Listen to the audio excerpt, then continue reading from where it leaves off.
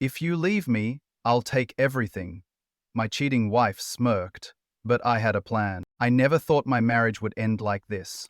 I knew things weren't perfect, but I never imagined that the woman I had spent 10 years building a life with would throw it all away like it meant nothing, that she would look me in the eye and tell me, without a trace of guilt, that she was leaving me for someone else. Eva and I had been together since college. We weren't one of those couples who had a whirlwind romance.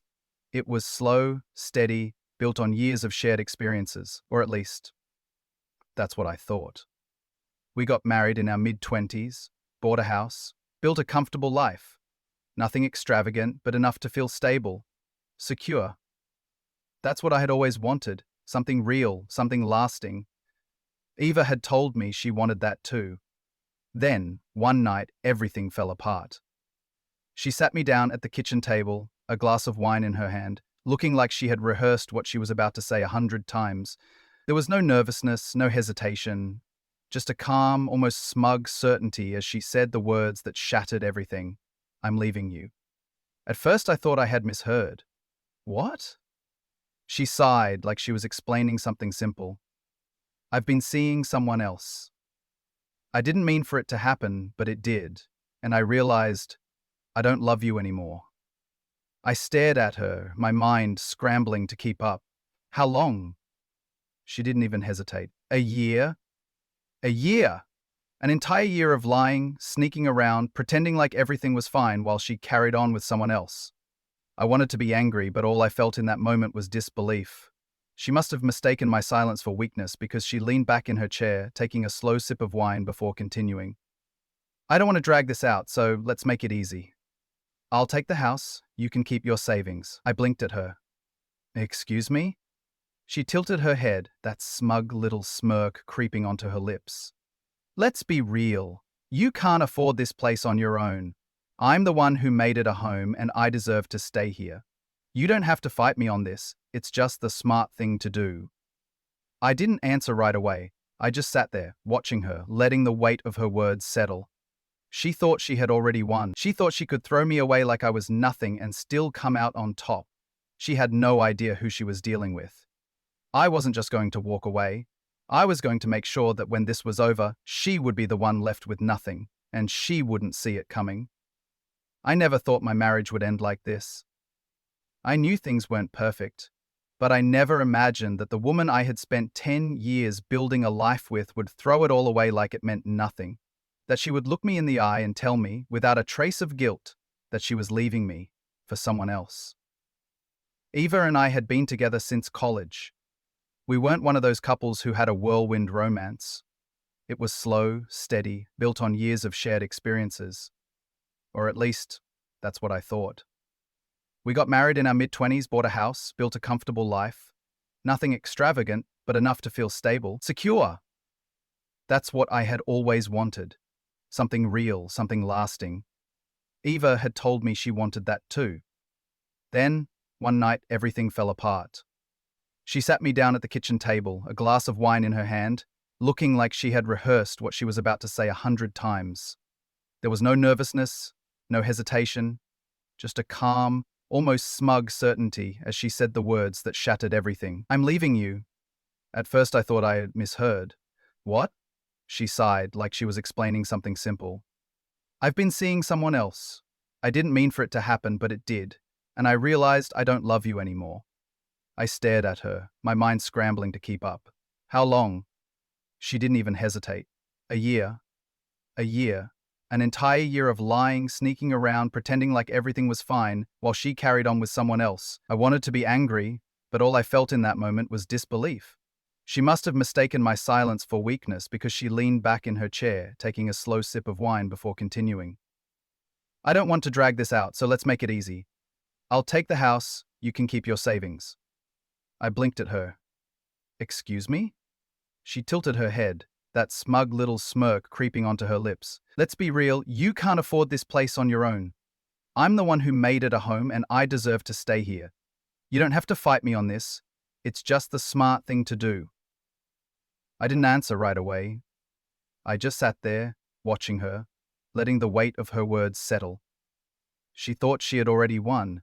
She thought she could throw me away like I was nothing and still come out on top. She had no idea who she was dealing with. I wasn't just going to walk away. I was going to make sure that when this was over, she would be the one left with nothing, and she wouldn't see it coming. Eva thought she had it all figured out. She had rehearsed her little speech, planned out how this would go, and expected me to just accept it. In her mind, I would pack my bags, move out, and leave her with the house while she moved her affair partner in. She thought I was weak. She had no idea who she was dealing with. I spent the next few days pretending to be lost, letting her believe I was too shocked to fight back. Ava continued living in our house like she had already won, treating me like a temporary inconvenience. She started making small changes, moving my things out of the master bedroom, subtly pushing me toward the door. She assumed I wouldn't have the energy to push back. I played my part perfectly. Every night while she texted her affair partner, I was making plans of my own. I checked our finances, pulled credit card statements, and documented everything. Eva might have thought she controlled the situation, but legally she had no idea what was coming. Then I found something interesting. Eva's affair partner, Ryan, wasn't just a co-worker. He was married. That changed everything. For a moment I considered confronting her right away, but that would have been too easy. She had spent a year betraying me, sneaking around, lying to my face. One dramatic fight wasn't enough. I wanted her to feel true loss, to watch everything she thought she had built crumble around her. So, I waited. Instead of getting angry, I played along. I let Eva believe she was still in control, nodding at her suggestions about the divorce, letting her think I was too devastated to take action. But while she was planning her new life, I was making sure it never happened. The first step was reaching out to Ryan's wife. I found her on social media, cross-referenced a few posts, and confirmed that she and Ryan were still very much married. That meant Eva wasn't just planning to break my life apart, she had helped destroy another marriage too. I sent her a message, keeping it short and factual. I attached screenshots of hotel bookings, credit card charges, and even a few messages I had recovered from our shared phone bill records.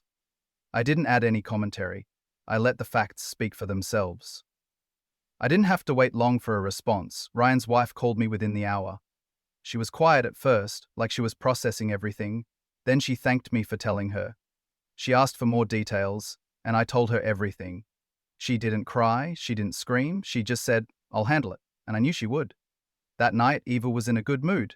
She poured herself a drink, scrolled through her phone, and barely acknowledged me. It was like she had already erased our life together in her mind. I almost laughed at how oblivious she was. The next day, I saw the first crack in her confidence. She came home later than usual, her face tense. She barely spoke during dinner, constantly checking her phone. I waited for her to say something, but she didn't. Instead, she went to bed early, acting like nothing was wrong. She had no idea I already knew what had happened. Ryan's wife had confronted him, and Ryan, being the coward that he was, had thrown Eva under the bus. He told his wife that Eva had pursued him, that he had made a mistake, that he wanted to fix his marriage. Eva had risked everything for a man who wasn't even willing to fight for her. And the best part? His wife wasn't letting him get away with it. She had already started the divorce process, locking down their accounts, taking full control. Ryan was scrambling, and Eva was about to realize just how badly she had miscalculated. The next morning, she finally broke. She stormed into the kitchen, phone in hand, clearly agitated. "Did you talk to Ryan's wife?" I looked up from my coffee, feigning confusion. Ryan's wife? Why would I talk to her? Her eyes narrowed. "Don't play dumb. She knows everything. Ryan won't even answer my calls." I shrugged. "Sounds like a personal problem." Eva's jaw tightened. For the first time, I saw actual panic in her eyes. She wasn't worried about me. She was worried about losing him. She had been so sure that when she left me, she'd step right into a perfect new life. Now, she was realizing that her safety net was gone. She paced the kitchen, muttering to herself, scrolling through messages, trying to salvage whatever was left. But Ryan was done. He was fighting for his own survival now, and Eva? She was just a liability. I finished my coffee and stood up.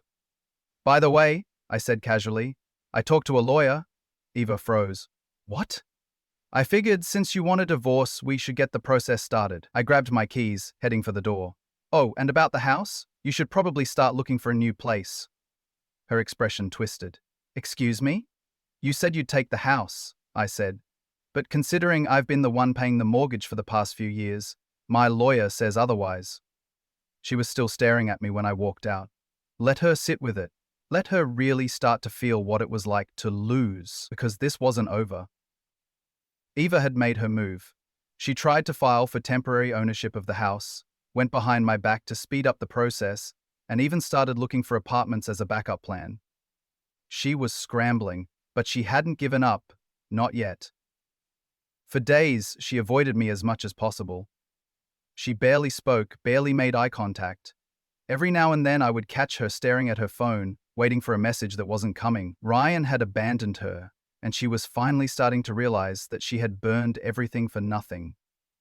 That should have been enough. Watching her life collapse under the weight of her own choices should have been satisfying on its own. But after everything she had done, the lying, the betrayal, the arrogance, she deserved worse. And I was going to make sure she got it.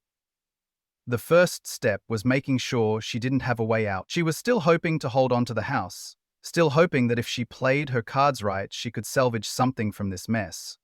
But I had already made sure that wasn't happening. My lawyer had every piece of documentation needed to prove that I was the one paying the mortgage, that she had contributed almost nothing. Eva must have sensed that things weren't going her way because one morning she finally broke her silence. "We need to talk." I didn't look up from my laptop. "About what?" She shifted her weight from one foot to the other. "I just think we should settle things civilly. I don't want this to turn into a disaster." I let that sit for a moment. She was only trying to negotiate now because she knew she was losing. "Civilly?" I repeated. "Like when you tried to file for full ownership of the house without telling me?" Eva's expression faltered. "That was just a precaution. You've been difficult." I closed my laptop and finally looked at her. "Difficult? Because I didn't roll over and let you take everything?" She crossed her arms. "I don't know why you're dragging this out. We both know you can't afford this place without me." I smiled. "My lawyer disagrees." Eva opened her mouth, then closed it again. She wasn't used to this. She was used to getting her way, to having control, but control was something she no longer had. "I'll make you a deal," she said, after a long pause. "You let me have the house, and I'll walk away without asking for anything else." I laughed, not because it was funny, but because she actually thought she still had leverage. "That's cute," I said. "But no." Eva's patience snapped. "You're being pathetic. You're clinging to something that's already over." I pushed my chair back and stood. "No, Ava. You're the one clinging to something. You thought you could cheat, throw me away, and still come out on top. You thought you could manipulate me into giving you what you wanted. And now that you've lost, you're acting like I'm the one being unfair." She took a step back. "This isn't about winning." "Isn't it?" I gestured toward the stack of legal papers on the counter. "Because it sure looks like you tried to take everything from me. You didn't just leave, Ava, you tried to destroy me on the way out." She swallowed but didn't say anything. "Now," I continued, "you're watching it all slip away. You lost the house, you lost Ryan, you lost the future you thought was guaranteed. And the best part? You did it to yourself." Ava turned and walked away, disappearing into the bedroom without another word. Good. Let her sit with it. Let her feel what it was like to lose. The next few days were tense. Eva barely spoke, barely acknowledged me. She spent most of her time in the bedroom, probably trying to come up with a backup plan. But there was no backup plan. Her options were running out. Then, the real meltdown happened. I got home from work late, and the second I walked in, I could tell something was off. The house was too quiet. Eva was sitting at the kitchen table, her phone in front of her, hands clenched into fists. She didn't even look up when I stepped inside. I walked past her, setting my things down. "Something wrong?" She didn't respond. I leaned against the counter, waiting. Finally she spoke, her voice low and sharp. "You told my job about Ryan." Ah, so she had finally figured it out. Eva worked for the same company as Ryan. Workplace affairs were frowned upon, but usually they were handled quietly, unless someone officially reported it. And that's exactly what I had done. I had sent an anonymous complaint detailing their relationship, complete with dates, locations, and evidence. It was enough for HR to start asking questions. "I don't know what you're talking about," I said. Ava's hands tightened. "Don't lie." "They called me into a meeting today. They're launching an investigation." Ryan's getting transferred to another branch and they're talking about suspending me. I grabbed a glass of water and took a sip. Sounds serious. Eva slammed her fist against the table. Don't do that. Don't act like you didn't do this. I tilted my head. You had an affair with a coworker, Eva. Did you really think that wasn't going to have consequences? She let out a sharp breath. You're unbelievable. I set my glass down. No. What's unbelievable is that you thought you could do whatever you wanted and still walk away clean. Eva was breathing heavily now, her eyes wild. You ruined my life. I shrugged. You ruined it yourself. I just made sure you had to deal with the fallout. She stood up so fast that her chair nearly toppled over. I hope you're happy, she spat. You're a bitter, pathetic man who can't handle the fact that I moved on. I stayed calm. Moved on? That's funny. Because from where I'm standing, it looks like you lost everything. Eva stormed out of the kitchen, slamming the bedroom door behind her. I exhaled slowly, letting the silence settle. It was almost over now. Eva had lost Ryan, she had lost the house, and now she was on the verge of losing her job. Everything she had so arrogantly assumed she could keep was slipping away, and she had no one to blame but herself. Eva had finally hit the breaking point. She had lost Ryan, she had lost the house, and now her job was crumbling under the weight of her own choices. But even after all of that, she was still in denial. She walked around the house like she was waiting for something, some last-minute miracle that would undo everything. Maybe she thought Ryan would come back. Maybe she thought I'd suddenly feel guilty and let her have the house. Whatever fantasy she was clinging to, it was fading fast. For the first few days, she barely spoke to me. She would wake up, go through the motions, and lock herself in the bedroom for hours. Every now and then, I would hear her pacing, talking on the phone in hushed tones. I assumed she was venting to one of her friends, trying to spin the story to make herself look like the victim. But there was no saving her reputation now. Everyone knew. The truth had spread through our social circles, through her workplace, through Ryan's family. Then, just when I thought she had finally accepted it, she tried one last desperate move. It was late in the evening when she came into the living room, stopping just a few feet away from me. I glanced up from my laptop, expecting another argument, but her expression was different this time. The usual smugness was gone. She looked tired, defeated. I don't have anywhere to go, she said. I shut my laptop and leaned back. That's not my problem. Her lips pressed together, like she was biting back words she wanted to say. I'm serious. I can't afford to move anywhere right now. Just let me stay until I figure things out. I almost laughed at the audacity. She had spent months treating me like a stepping stone, fully prepared to throw me away the second she secured her future. Now that everything had fallen apart, she wanted me to help her? I think we're past that, I said. She folded her arms. Come on, I don't want to fight anymore. I know I made mistakes, but I don't deserve to be homeless. You deserve everything that's happening, I replied. You don't get to cheat, try to take my house, and then ask for favors. She exhaled sharply. It's not just about me, you know. If I get kicked out, I have nowhere to go. Is that really what you want? I let the silence drag on, watching as she shifted uncomfortably. For the first time, it seemed to hit her. There was no backup plan.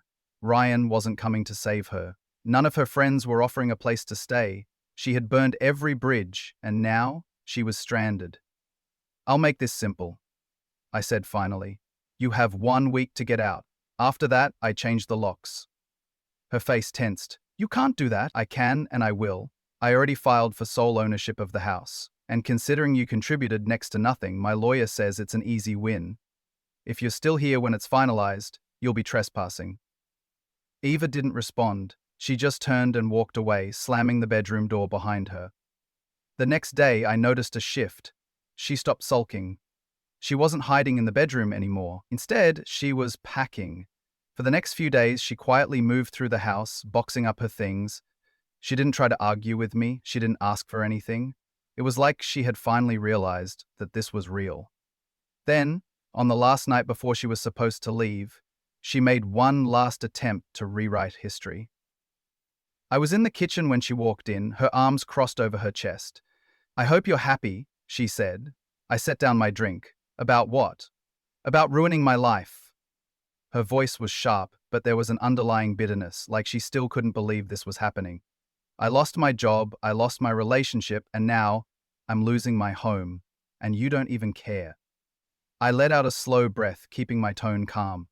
I didn't ruin anything. You did. You cheated, you lied, you tried to take everything from me, and when that didn't work, you played the victim. She shook her head. You could have just let me go. You didn't have to make it this ugly. I let out a humorless laugh.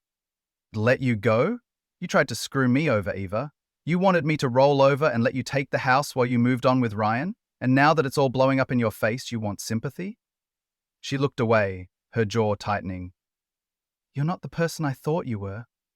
That actually made me smile. Good, because the person you thought I was a pushover, and you were wrong. Eva stood there for a moment, her hands clenched at her sides. Then, without another word, she turned and walked away. The next morning she was gone. I woke up to an eerily quiet house, no sounds of drawers opening, no rushed footsteps, no slamming doors. I stepped into the hallway, half expecting to see her, still there, still packing, still lingering, like she had been for weeks, but she wasn't.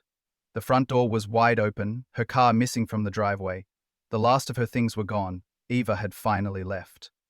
For a long moment, I just stood there, taking it all in. It was over. I had spent months preparing for this, months waiting for the moment she would finally be out of my life, and now that it had actually happened, I felt something I hadn't felt in a long time. Relief. Not satisfaction, not joy, just pure, overwhelming relief. I wasn't angry anymore. I wasn't resentful. Eva had done her damage, and I had made sure she felt the consequences. Now, I didn't have to think about her anymore. She was out of my house, out of my life, and out of my future. And that was all I had ever wanted.